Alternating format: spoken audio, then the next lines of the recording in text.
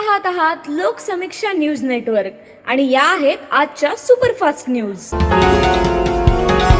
या बातमीपत्राचे प्रायोजक आहेत नंदिनी कलेक्शन, फक्त महिलांचे परिपूर्ण दालन, माऊली निवास, कल्याण मंडपमच्या बाजूस, यशोधन नगर, परभणी। नमस्कार, मी प्रभू दिपके लोकसमीक्षा न्यूज नेटवर्क मध्ये आपलं स्वागत करतो। आपण पाहत आहात परभणीचं एकमेव बातमीपत्र Loksamiksha superfast. Red Apple exclusive MIDC परिसर परभणी। परभणी शहर महानगरपालिकेच्या स्थायी समिती सभापतीसाठी प्रतिमा अतुल सरोदे यांचा एकमेव अर्ज आल्यानं त्यांची बिनविरोध निवड होणार असल्याचं निश्चित झालंय। आता याबाबतची घोषणा 24 एप्रिल रोजी होणार आहे। महापालिकेच्या प्रभाग समिती अ सभापती पदासाठी रईस खान, सरफराज खान, उद्धव बाळासाहेब ठाकरे, प्रभाग समिती ब खान मुसद्दीक खान, नुरुल्ला खान काँग्रेस, प्रभाग समिती क तबस्सुम वसीम शेख राष्ट्रवादी, तर समाज कल्याण सभापती पदासाठी प्राध्यापक राजेश रणखांबे, उद्धव बाळासाहेब ठाकरे पक्ष, महिला व बाल कल्याण समिती अश्विनी अमोल जाधव काँग्रेस, स्थापत्य समिती सायरा बेगम अलीमुद्दीन काजी, उद्धव बाळासाहेब ठाकरे, वैद्यकीय व आरोग्य सभापती कुमारी अब्बोली अनिल कांबळे, उद्धव बाळासाहेब ठाकरे पक्ष, शहर सुधार समिती शुभांगी शुभम पाष्टे, उद्धव बाळासाहेब ठाकरे पक्ष, माध्यमिक व पूर्व माध्यमिक व तांत्रिक समिती सभापती शमदा बेगम सय्यद इलाही काँग्रेस, विधी समिती सभापती रुखसाना बेगम अब्दुल हमीद जहागीरदार यांनी उमेदवारी अर्ज दाखल केलेले आहेत। लोकसभेचे 16 आणि 17 एप्रिल रोजी विशेष अधिवेशन बोलावून त्यात अत्यंत घाई गडबडीनं महिला आरक्षण विधेयक मंजुरीचा भारतीय जनता पार्टीचा डाव काँग्रेस जनांसह विरोधकांनी हाणून पाडलाय, अशी प्रतिक्रिया काँग्रेसचे खासदार प्राध्यापक रवींद्र चव्हाण यांनी परभणीत आयोजित केलेल्या पत्रकार परिषदेतून व्यक्त केली आहे। या विधेयकाच्या माध्यमातून काँग्रेस जनांच्या विरोधात भारतीय जनता पार्टीनं बदनामीचं षडयंत्र रचण्याचा खेळ सुरू केला, परंतु भारतीय जनता पार्टीनं अत्यंत घाई गडबडीनं विशेषतः 4 राज्यातील निवडणुका डोळ्यासमोर ठेवून हे त्रुटी असणारं अधुरं महिला विधेयक पुढे रेटून मंजुरीचा केलेला प्रयत्न सर्वसामान्य नागरिकांना कळून चुकलाय।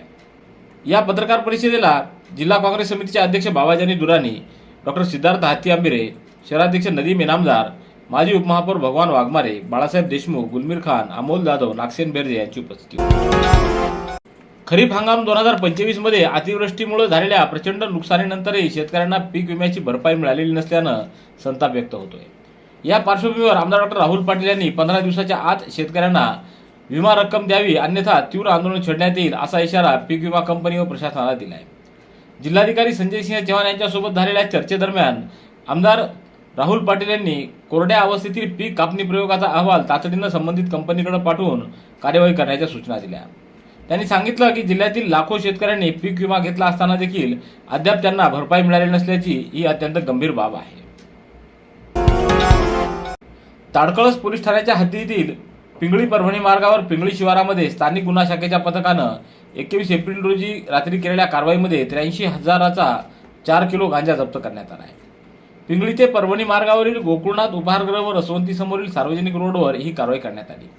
यामध्ये एकूण 84,600 रुपयाचा मुद्देमाल जप्त करण्यात आला आहे।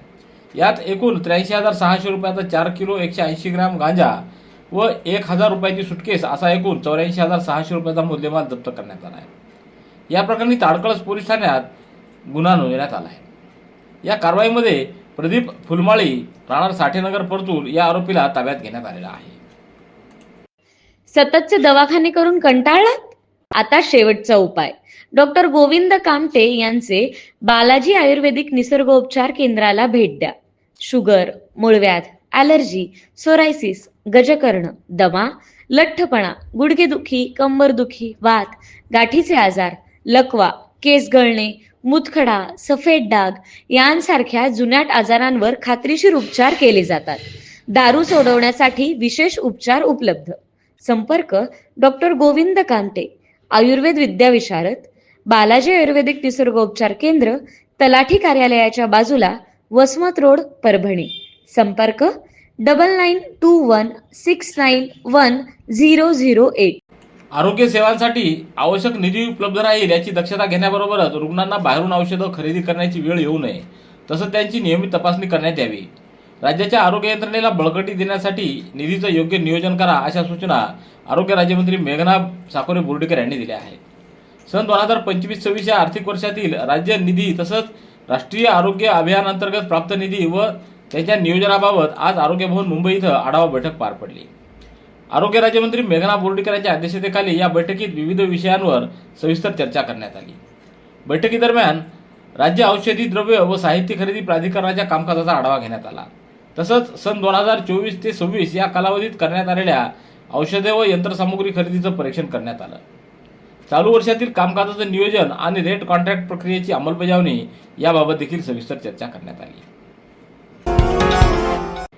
भारत सरकारच्या 16व्या जनगणनेत प्रथमच डिजिटल व स्वगणना सुविधा उपलब्ध झाली आहे. या महत्त्वपूर्ण उपक्रमाच्या यशस्वी अंमलबजावणीसाठी सर्व शासकीय अधिकारी व कर्मचाऱ्यांनी स्वतः स्वगणना वेळेत पूर्ण करून आदर्श निर्माण करावा. तसंच आपल्या अधीनस्थ कार्यालय स्तरावर स्वगणना अनिवार्यपणे करून घेण्यासाठी सूचना द्याव्यात. नागरिकांमध्ये जनजागृती करून त्यांना स्वगणनेसाठी प्रोत्साहित व मार्गदर्शित करावं. बैठका, सूचनाफलक व इतर प्रभावी साधनांचा वापर करून जनगणनेची व्यापक प्रसिद्धी करावी आणि या राष्ट्रीय कार्यात सक्रिय सहभाग नोंदवावा असं आवाहन जिल्हाधिकारी तथा प्रधान जनगणना अधिकारी संजय सिंह चव्हाण यांनी केले.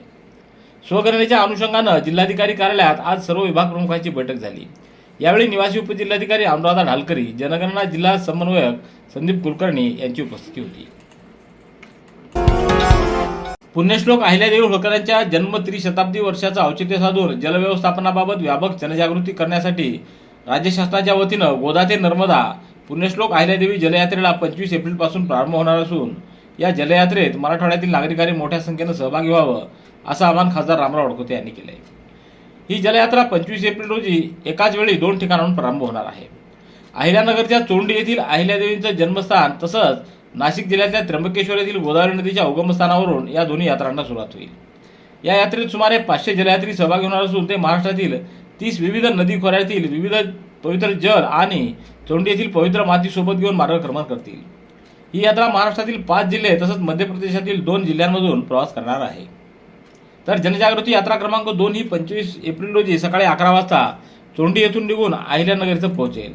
तर यात्रा क्रमांक 1 ही त्याच दिवशी सकाळी 9 वाजता त्र्यंबकेश्वर येथून सुरू होऊन संगमनेर, शिर्डी, घृष्णेश्वर, गौताळा घाटमार्गे 29 एप्रिल रोजी माहेश्वर येथे पोहोचणार आहे.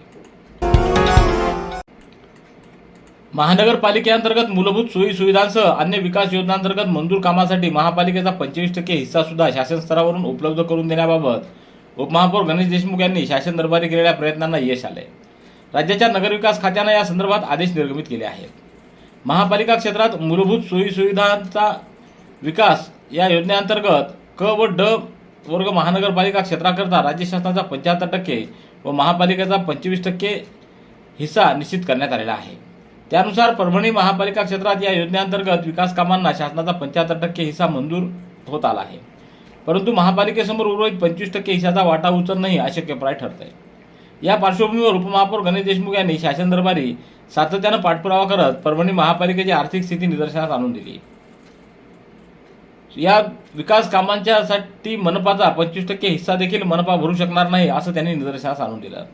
तर नगरविकास विभागानं हा पत्रव्यवहार महापालिकेचा 25% शासन स्तरावरून उपलब्ध करून द्यावा अशी मागणी त्यांनी केली होती. त्याला यश आलेलं आहे.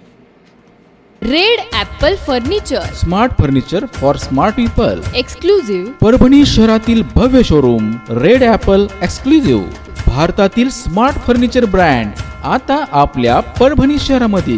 हो, आता आपल्या परभणी शहरामध्ये.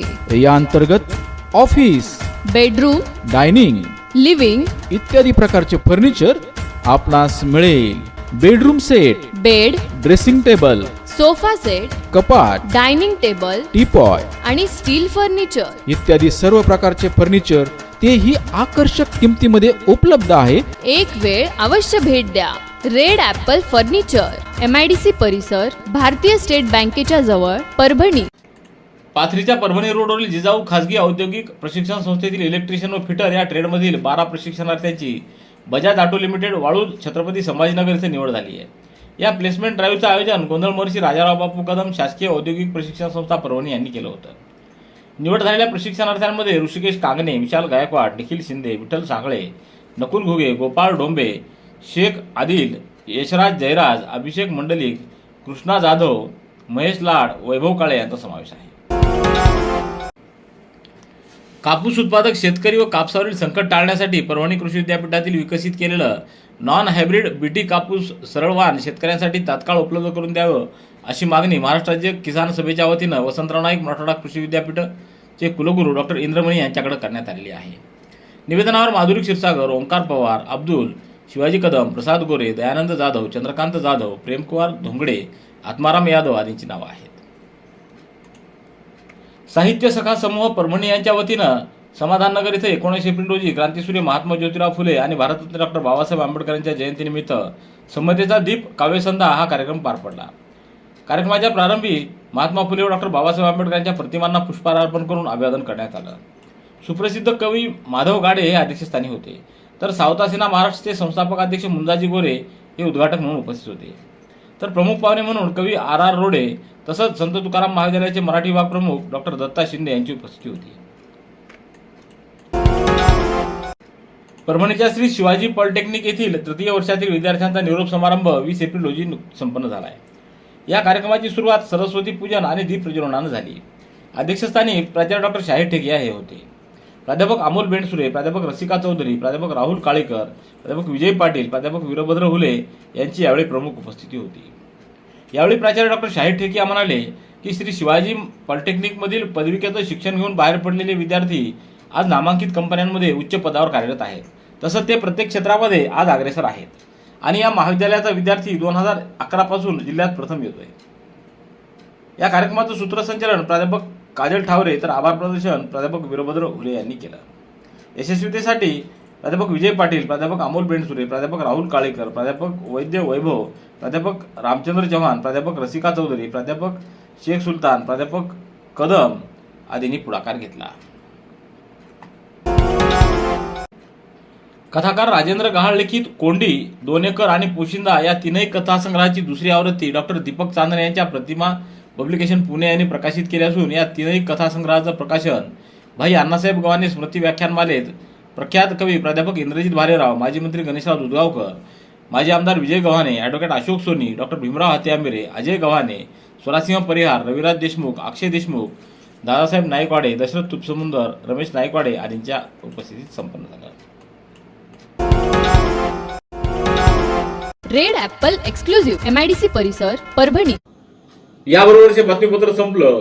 पुन्हा भेटूया उद्याच्या सुपरफास्ट बातमीपत्रात. पाहत रहा लोकसमीक्षा. तुम्हाला हे बातमीपत्र कसं वाटलं याबद्दल आपली प्रतिक्रिया नोंदवा. दररोजचे अपडेट्स मिळवण्यासाठी लोकसमीक्षा चॅनलला सबस्क्राईब करा. धन्यवाद.